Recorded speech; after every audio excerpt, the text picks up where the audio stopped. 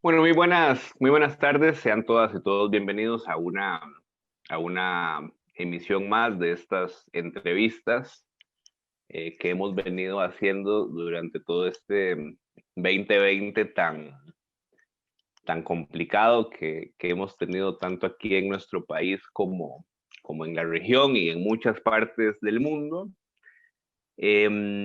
Hoy sábado, 5 de diciembre, tenemos esta entrevista que ha sido pregrabada con anterioridad. La hemos organizado en esta fecha de cara al evento electoral que está por efectuarse este fin de semana en Venezuela, que se elige la Asamblea Nacional, que bueno, es una elección controvertida en el debate, al menos a nivel aquí nacional y poco a raíz del eco que genera la discusión sobre Venezuela.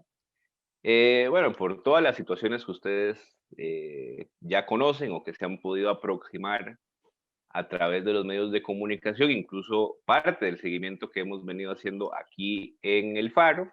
Entonces hoy día hemos decidido hacer esta entrevista con dos compañeras que recientemente han publicado un libro que de hecho vamos a dejar aquí abajo el link para que ustedes lo puedan leer, lo puedan descargar. Ellas son Taroa Zúñiga y Jordana Sojo, quienes son autoras del libro Venezuela, Vórtice de la Guerra del siglo XXI. ¿Verdad? Así es como se llama el libro.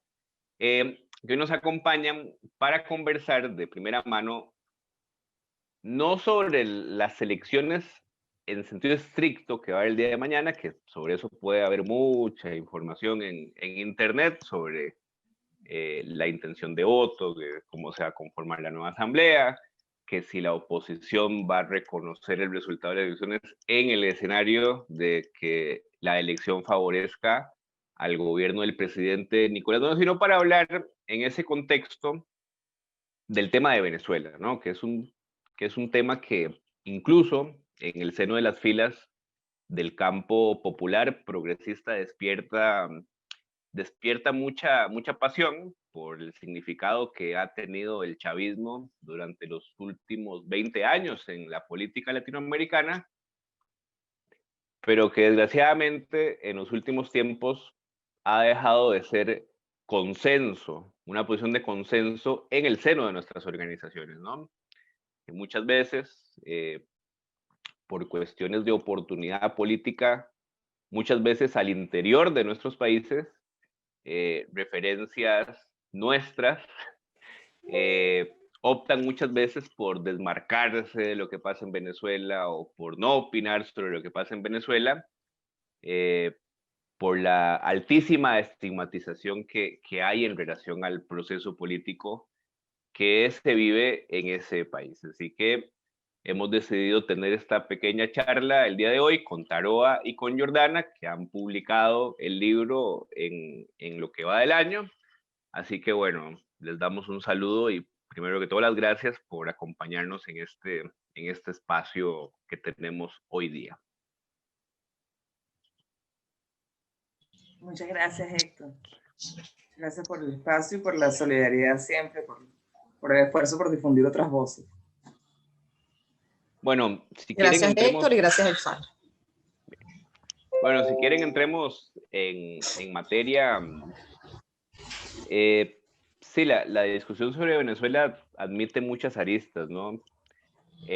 Quizá la más discutida muchas veces es la dimensión relativa a la geopolítica circundante a la discusión sobre Venezuela, que a mi entender es una dimensión de la discusión que evidentemente es muy importante, pero que muchas veces invisibiliza otros debates en relación a la situación interna que se vive en Venezuela, ¿no?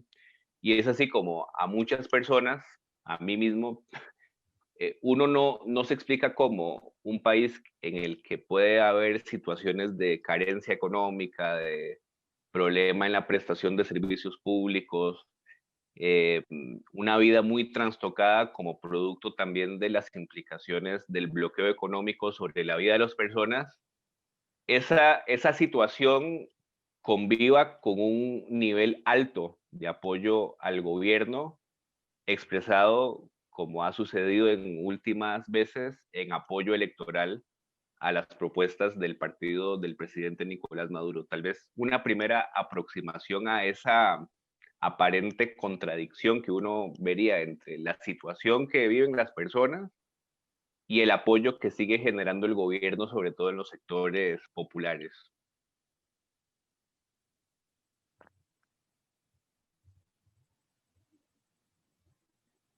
Y yo empiezo. No sé, ustedes definan quién habla y cómo se distribuyen las intervenciones. Perdón, creí que, no sé. Pero,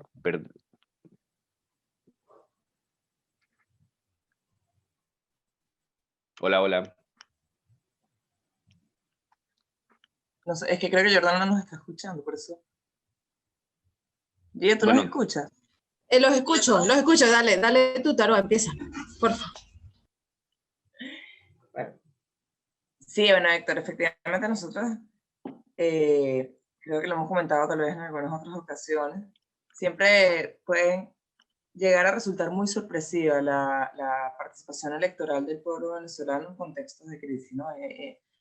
Sorpresiva e inesperada, porque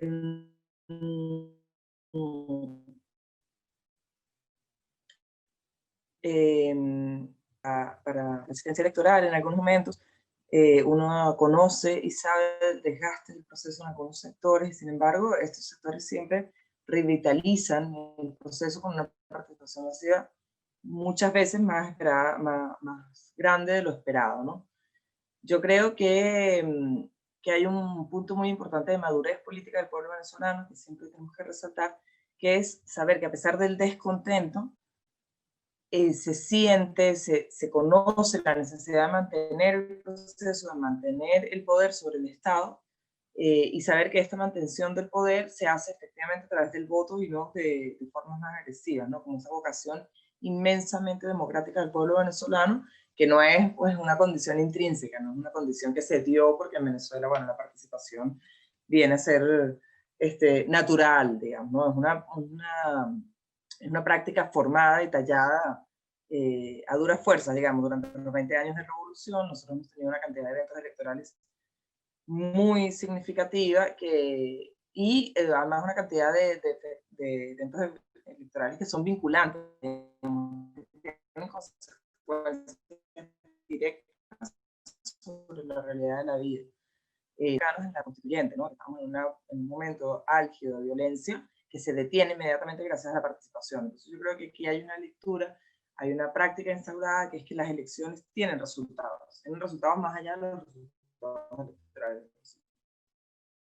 Las elecciones, la participación electoral tiene un resultado directo sobre la cotidianidad, lo que hace que la gente, pues, también es importante resaltar que hay abstención pues, tradicional en eventos electorales más pequeños como estos. O sea, generalmente la participación más alta es en las presidenciales, que es donde se juega, ¿no? Más brutalmente la posibilidad de continuar o no con el proceso revolucionario, pero en eventos electorales más pequeños, digamos, como este, suele haber una mayor tasa de abstención. Una abstención, ojo, que no se traduce en un voto en reposición, sino un pueblo que no se moviliza para votar, ¿no?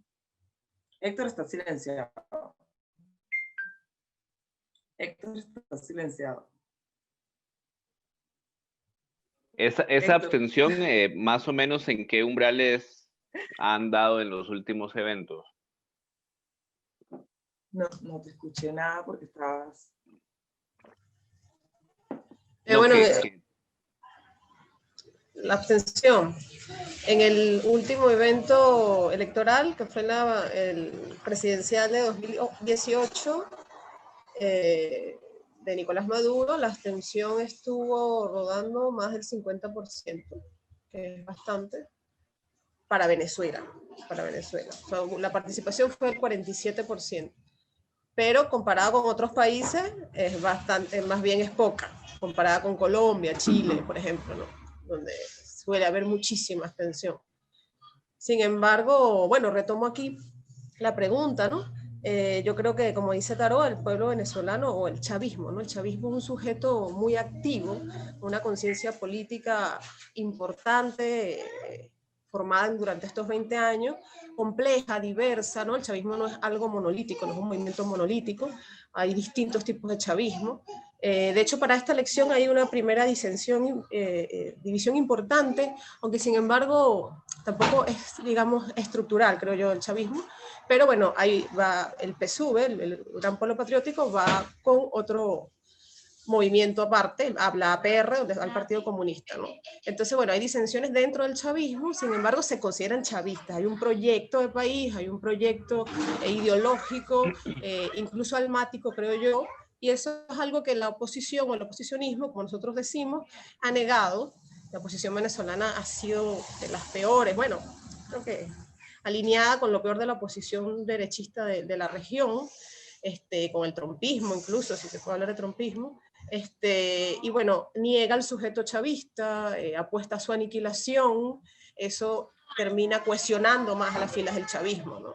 Entonces, Claro. todo el relato antiimperialista, el relato soberanista, se fortalece ante medidas sancionatorias tan terribles en plena pandemia como las que vivimos, ¿no? Un bloqueo que la gente sabe que existe por actores externos, ¿no? Al gobierno.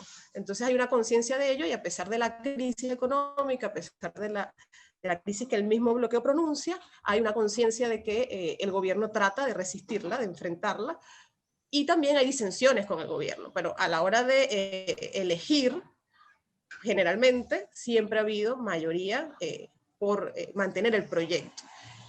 La oposición, además, por su parte, está muy dividida. Está completamente dividida cada vez más. El proyecto Guaidó es un fracaso total a lo interno, solo existe hacia afuera, sostenido por Estados Unidos, pero a lo interno es completamente falso. Entonces, bueno, la apuesta del gobierno ahora ha sido para mantener la paz, además, el diálogo con ciertos sectores de la oposición para que participen, y es lo que se va a medir también en estas elecciones del domingo, ¿no? ¿Cuánta de esta oposición dialoguista va a entrar a la nueva Asamblea Nacional en un proceso de reinstitucionalización, de reconstitución de parte de la vida política del país?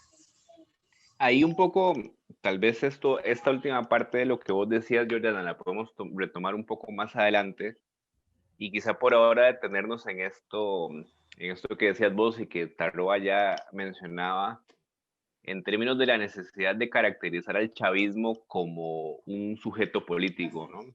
Como una fuerza política que inclusive excede, ¿no? Como los márgenes, por un lado del partido en el gobierno y por otro lado del gobierno mismo, que a través, bueno, de un desarrollo de una base popular de poder comunal organizado, no solo alrededor de la militancia política, sino que inclusive en términos de gestión o autogestión de la economía, ha permitido, incluso si uno lo compara con procesos políticos en otros países, el que exista una población activamente movilizada en defensa del proceso, que es algo que si uno lo dimensiona en comparación a lo que sucedió hace un año en Bolivia, en el proceso en el que la movilización popular desgraciadamente aconteció una vez consumado el golpe de Estado, o lo que vemos hoy día que pasa en Ecuador en ese sentido, impresiona mucho esta génesis o esta naturaleza, esta tendencia que tiene el chavismo a la movilización permanente en términos de defensa por más disconformidad que pueda haber con una u otra política del gobierno, que me parece a mí ese sería una de las principales legados de Hugo Chávez. ¿Cómo caracterizar ese fenómeno en el contexto de un sentido común que más bien caracteriza al chavismo y la situación en Venezuela en clave de dictadura?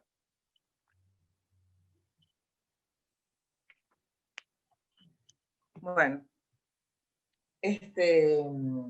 es como ese análisis de Venezuela, de esa proyección de la imagen de la supuesta Venezuela dictatorial, ¿no?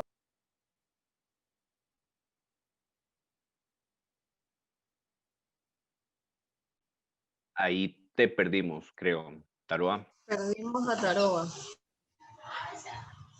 Sí, Bueno, retomo seguí allí vos mientras y Taroa se se conecta. reincorpora. Dale. Sí, bueno, yo creo que Venezuela, después también de aquel golpe del 2002, bueno, fue uno de los primeros golpes, ¿no? de esta estrategia de la derecha golpista, ¿no? En la región. Y bueno, creo que cae muchísimo en la memoria popular por lo épico, ¿no? Pues secuestraron al presidente y volvió los soldados rasos, lo volvieron a traer, el pueblo movilizado en la calle de una manera increíble, inédita, y bueno, me acuerdo toda la comunicación popular que se generó allí, y eso incidió muchísimo después en las políticas públicas del gobierno, ¿no? Toda esa experiencia. Está ese recuerdo allí, el 11 de abril, el 13 de abril, ¿no? Y entonces la movilización quedó como de alguna manera en un sentido común del chavismo, ¿no? La movilización y la resistencia antigolpe, porque además Chávez siempre fue dialoguista, ¿no? Él perdonó a los que hicieron ese golpe, inmediatamente le hicieron un golpe empresarial, el golpe petrolero, y bueno, empezó, digamos, la escalada golpista de todo tipo, y ya sancionatoria incluso, hasta, bueno, lo que vivimos hoy que es extremo, es desproporcional, ya la estigmatización además ingente, ¿no? A todo el proceso chavista, porque ni siquiera solo a Maduro, a los últimos años, es a todo el chavismo como sujeto político y como momento histórico, como acontecimiento histórico. Creo que el pueblo venezolano o el chavismo, buena parte del chavismo, está muy consciente de ese relato épico, de su posición, de su necesidad de ser agente de resistencia, ¿no? Eso lo decíamos hace rato, pues, esa conciencia de que la oposición es un sujeto que te quiere aniquilar.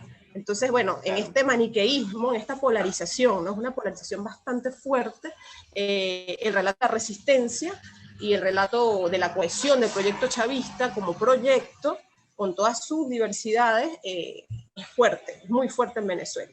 Tanto que, bueno, resiste una estigmatización que ha calado a la misma izquierda, ¿no? La misma izquierda en la región. Que ahora casi bueno, que le da pena tomarse la foto con el chavismo o hasta lo ataca, pues, ¿no? Directamente. Claro. Entonces, bueno, creo que eso, pues hay un relato épico, una historia del proceso que verdaderamente ha construido narrativas, ¿no? Y sujetos. Pues los sujetos se sienten empoderados de esas narrativas y las defienden. Y esta polarización suele cohesionar. Cuando se despolariza la cosa es que vienen, bueno, generalmente las disensiones, y es interesante también lo que pueda suceder. Por eso este proceso electoral del domingo es interesante, ¿no? Porque justamente ya primero entra otro lado de la oposición, como decía hace rato, y también un sector del chavismo que va fuera del gran pueblo patriótico, y bueno, vamos a ver cómo va a ser su desenvolvimiento, ¿no? Como proyecto, qué es lo que propone, todavía no se sabe bien, pero digamos que el chavismo está moviéndose todo el tiempo, pero no pierde su relato de resistencia y de conciencia histórica como sujeto político. Hay una, No sé ahí si creo Taroa, que que ya se te reincorporó perdimos. Taroa, ¿verdad? Sí, es que Pero bueno, no mientras... alcancé a escuchar lo que dijiste, así que no me atrevo a meterle. Bueno, un poco ahí para continuar en esa misma línea, en este 2020 yo creo que una de las palabras que más se ha repetido en el debate público, digamos, con todo esto de la pandemia ha sido el término normalidad, ¿no? Y uno, así con amigos y demás, vacila como diciendo, pucha, tenemos la normalidad absolutamente trastocada por la pandemia. Y yo pensaba un poco a propósito de esa reflexión y esta conversación que teníamos con ustedes, que en Venezuela un poco por la situación del bloqueo que tenemos desde hace formalmente desde hace 2, 3 años, pero digamos que toda la situación de agresión económica en contra de Venezuela viene desde más tiempo, al menos desde el 2013. El concepto mismo de normalidad en Venezuela está trastocado, con o sin pandemia, ¿verdad?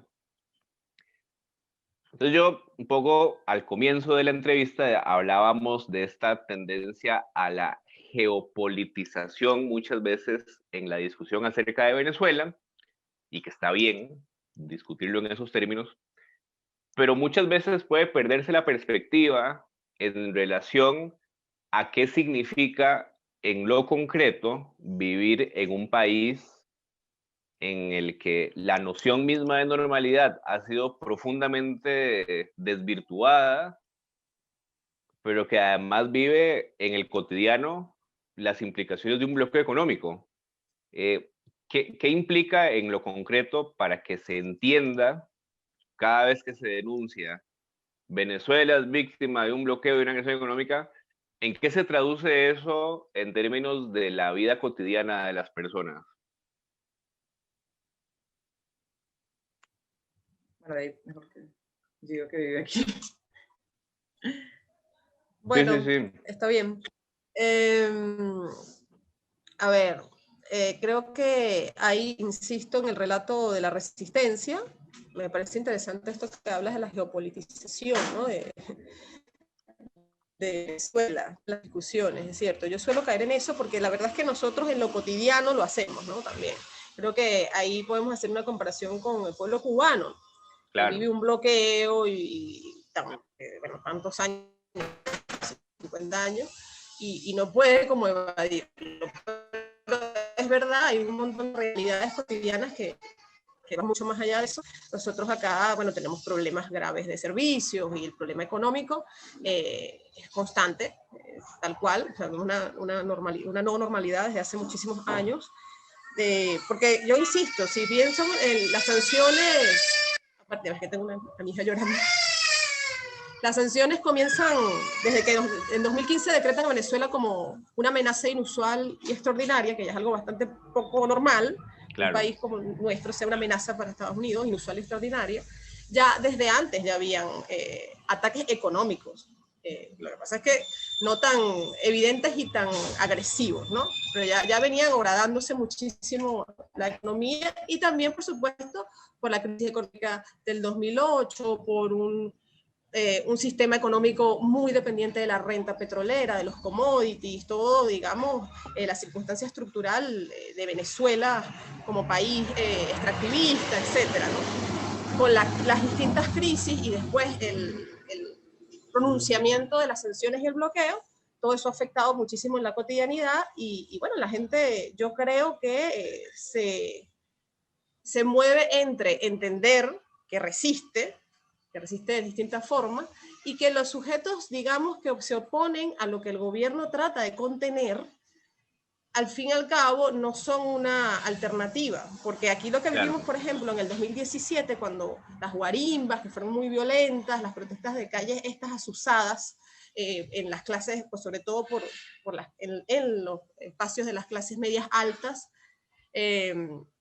y el desabastecimiento programado, la gente pues se dio cuenta.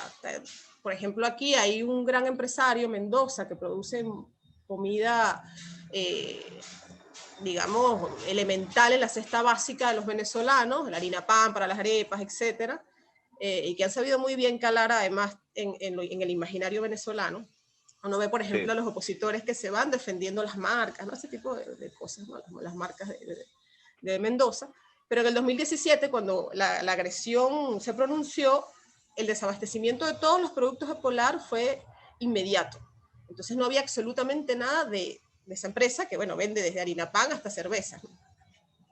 Y bueno, las colas eran increíbles, se empezaron a encontrar galpones llenos y llenos de comida, eso se vio, la gente lo vio, que había un acaparamiento programado para generar desestabilización, más la violencia de calle en los barrios altos y de clase media. Yo creo que la gente hace una ecuación allí, el gobierno también ha hecho un trabajo de comunicación. lo que no resta, por supuesto, descontento con una situación que no termina de solventarse, ¿no?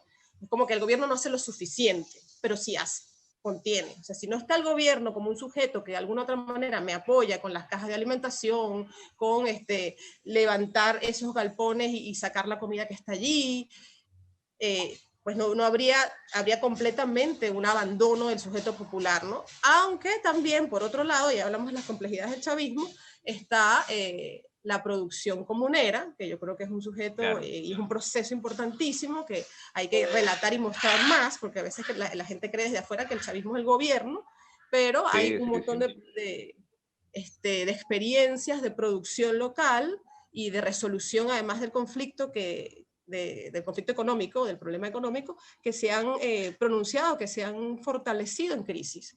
Entonces, bueno, es como un mapa allí complejo. El gobierno como que sí de alguna otra manera ataca a quienes desabastecen y contiene, pero no lo suficiente para nada.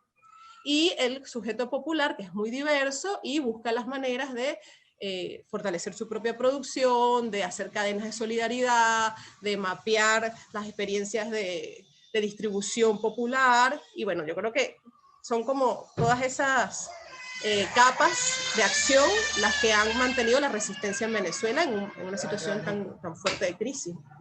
Yo con esto de la nueva normalidad y los efectos del bloqueo, ¿no? Los efectos concretos, quisiera resaltar una cosa que desde afuera tal vez a veces no proporcionamos, que son los grandes esfuerzos que significan un contexto como este, realizar ciertas cosas que nos parecen niñas, nos parecen pequeñas, ¿no? Yo, por ejemplo, acabo de llegar para acompañar el proceso electoral de mañana y esa llegada significó el tránsito por 4 aeropuertos del continente. Yo pasé por Chile, Panamá, 2 aeropuertos en México, más la llegada a Venezuela. Y las medidas de sanitización, o sea, hiciste una travesía que yo vi en todos los recorridos son las venezolanas. Claro, porque son consecuencias del bloqueo. No sé si llegar a Venezuela, bueno, no hay salida de líneas aéreas, no líneas aéreas que decidieron dejar de venir, dejar de salir desde Venezuela. Pero lo que te quería comentar, Héctor, son las medidas de sanitización. A mí me sorprendieron muchísimo.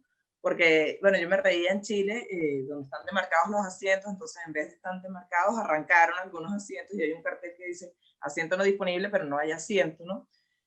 No hay nadie que esté haciendo una ronda para verificar que tengas mascarillas o no. Bueno, en México era bastante abismal el vacío, en Panamá, bueno, como muy laxo, y yo llego a Venezuela y hay unas máquinas de sanitización personal absolutamente protegidas, un seguimiento súper intensivo de que estés cuidando las medidas, ¿no? Es impresionante la diferencia. Entonces, bueno, y así estoy llegando a un país en bloqueo, un país bloqueado, un país en plena crisis económica, y es el país, de los que yo alcancé a ver por lo menos, que tiene las medidas más estrictas sanitarias.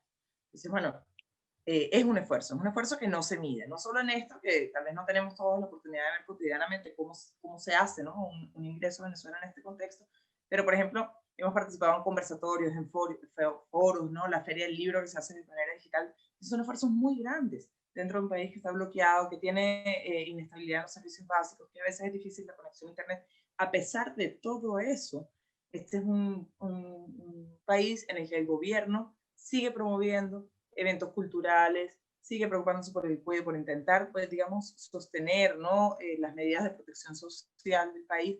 Eso es muy grande en comparación con lo que se hace en países donde están todas las medidas dadas para hacerlo y no se hacen igual, ¿no? Yo vengo de Chile, que es un estado que nos tiene completamente desprotegidos, que tiene todas las posibilidades económicas para hacerlo, ¿no? Y no lo hace. Entonces no lo proporcionamos, nos parece pequeño lo que pasa en Venezuela, y es mucho más grande lo que pasa en otros países, y además pasa en pleno contexto de bloqueo. Eso hay que resaltarlo siempre, ¿no? Y aplaudirlo, es realmente heroico. Ahí un poco, retomando con esto último que vos señalás, Taro, a vos pasaste de Venezuela al paraíso neoliberal por excelencia. Paraíso neoliberal. Bueno, o en proceso de extinción, ¿no? En Chile. Y bueno, un poco las movilizaciones en Chile y el proceso que se abrió recientemente de cara al proceso constituyente, la elección en Bolivia de hace 2 meses, otros ciclos de movilización que han despertado muchas expectativas, como en Perú recientemente, más cerca de acá en Guatemala, Bueno, la victoria electoral el año pasado de Alberto en Argentina, 2 años atrás Andrés Manuel en México, etcétera, ha generado esta idea de la segunda ola, ¿no? De los gobiernos populares en América Latina. Y a veces pareciera que en esa discusión, que el Grupo de Puebla, instancias como con esas características, ¿no? Que se autoperciben como progresistas, como que la discusión sobre Venezuela no existe. O sea, como que da la impresión como que se ponen la mano encima de los ojos, Venezuela no existe, existe Ecuador, existe Bolivia, existe Argentina, existe México, etcétera, y hemos caído un poco en un lugar como de celebrar que las declaraciones en ese tipo de foros, en ese tipo de espacios sean no intervención, ¿no? Hasta ahí. Que el problema, como diría Alberto Fernández, que el problema de Venezuela sea resuelto entre venezolanos. Y si después hay que pegarle un palo a Venezuela porque Michelle Bachelet dijo X cosa, igual hay que pegarle un palo. Y eso, si uno lo contrasta con cómo era la discusión hace 10 o 15 años, Venezuela era el eje central en la discusión sobre la acumulación de fuerzas en América Latina. ¿Cómo se mira desde Venezuela esta tendencia que ya Jordana también señalaba a hacer mutis en relación al tema de Venezuela y esta tendencia a no discutir el bloqueo, no discutir la agresión, no discutir lo que pasa, siendo que Venezuela, por el potencial petrolero con el que cuenta, es uno de los países hasta más importantes en términos de esta dimensión geopolítica de la que hablábamos al comienzo? Sí. Yo primero quisiera como hacer una breve acotación a lo que empezabas comentando. Yo siempre difiero de este discurso de que hay un primer momento y un segundo momento de las olas progresistas en América Latina. Yo creo que los procesos de transformación son continuos, ¿no? Claro. Y esa continuidad, y que además que garantiza su irreversibilidad, está dada porque realmente se viven en las bases sociales y no solamente en la toma del poder, ¿no? Claro. Es cierto que pues, en los momentos en que tenemos o no tenemos el poder del Estado, porque en los diferentes estados latinoamericanos determina pues la posibilidad de avanzar más o menos rápido, pero creo que hay una continuidad en el proceso de transformación que se vive en los pueblos, ¿no? Y que efectivamente nos permite la profundización en estas como segundas fases de tomas de gobierno, ¿no? Podemos ir más hacia adelante, porque hay un pueblo que ha avanzado, hay pueblos enteros que han avanzado, ¿no? Por otro lado, yo creo que sí, que efectivamente hay quien evita en este momento, como diríamos, tomarse la foto, ¿no? Que es como, dice más de ellos que de nosotros, ¿no? Y sí. Siempre remarco, creo que hay como, ¿sabes? Esa tendencia, por ejemplo, como en las mujeres cuando se involucran con hombres agresores y dicen, bueno, no, es que eso pasó con otra, pero no va a pasar conmigo, y luego vuelves a caer en eso. Yo se lo planteo así a veces a la gente, digo, bueno, ¿ustedes creen que van a impulsar un proceso transformador y que no les va a pasar lo que está pasando en Venezuela? Claro. O sea, este es el momento que hay que estudiar, porque es el momento al que vamos a llegar todos y todas cuando estemos transitando un real proceso de transformación. Uno pensaría que la resistencia a mirar qué es lo que pasa cuando el bloqueo se intensifica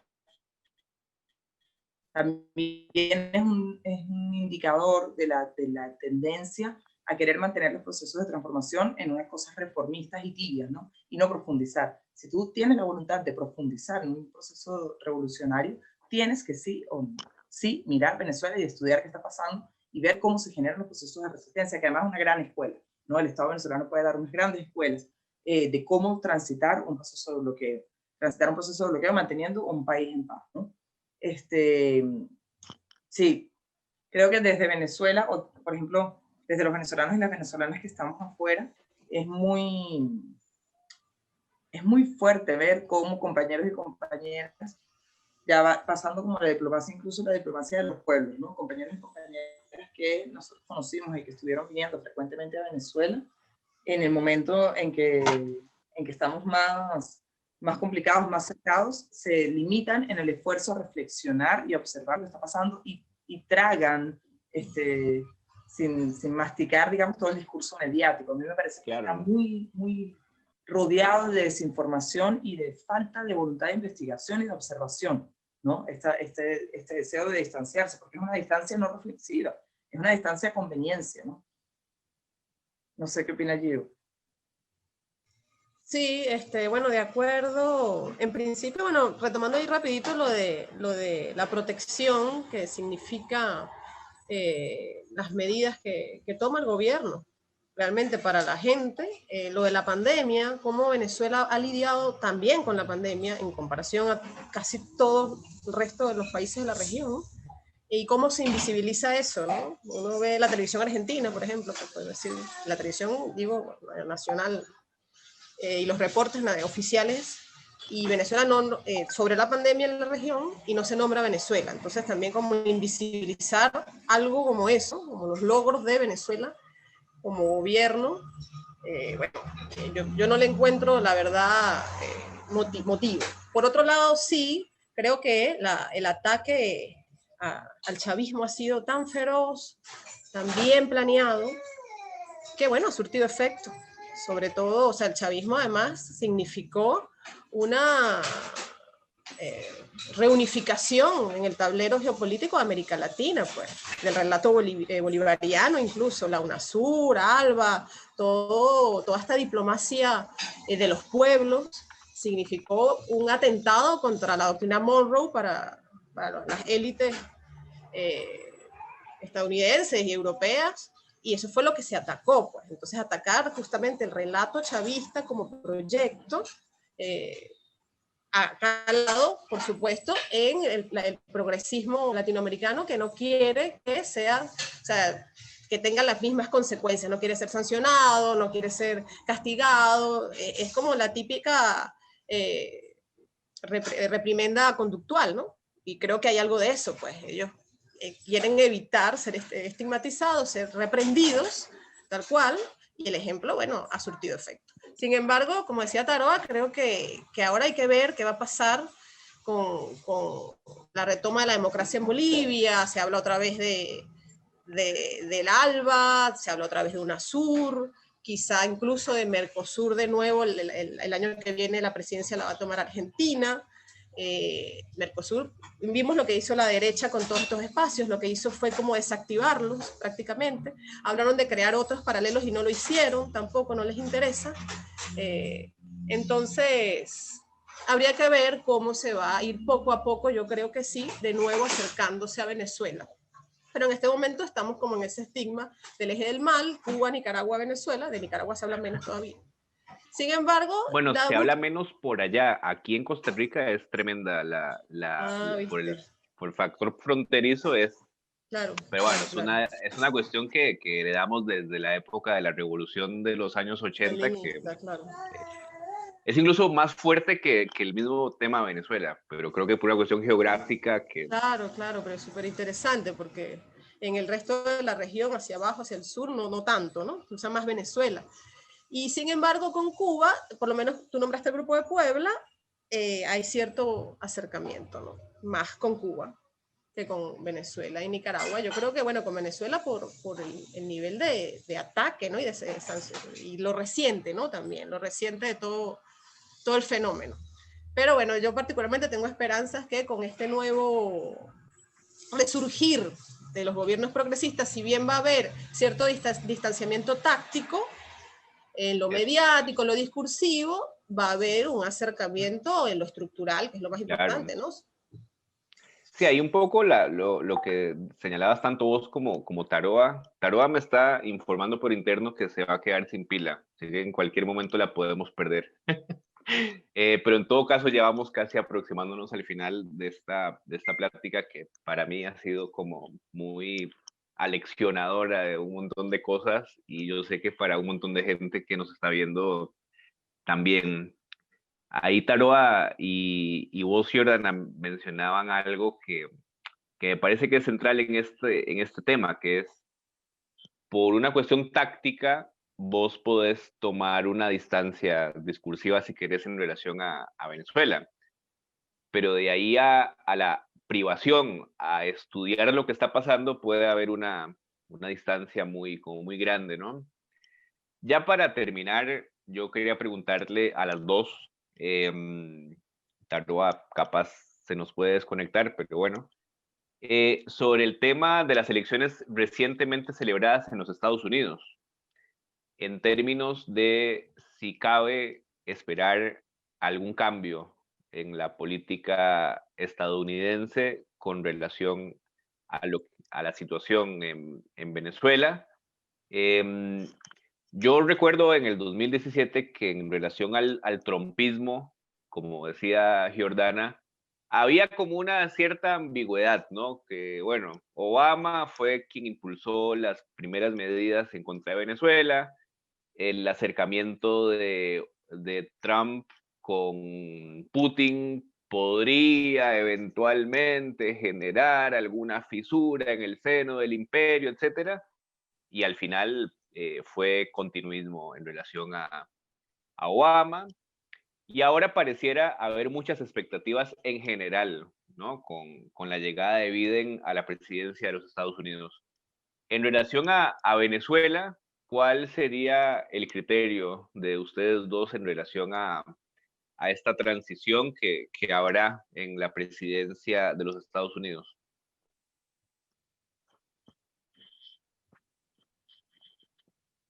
Dale, Mira, Taroa. yo particularmente siempre soy el criterio de sostener que llevamos más de 500 años demostrando que nada varía. En los